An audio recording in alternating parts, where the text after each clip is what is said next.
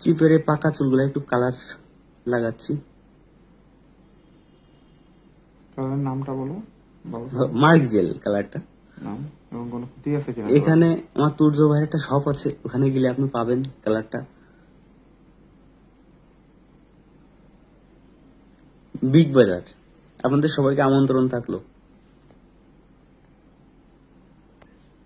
মেহেন্দির কথা গুরু নেই রে।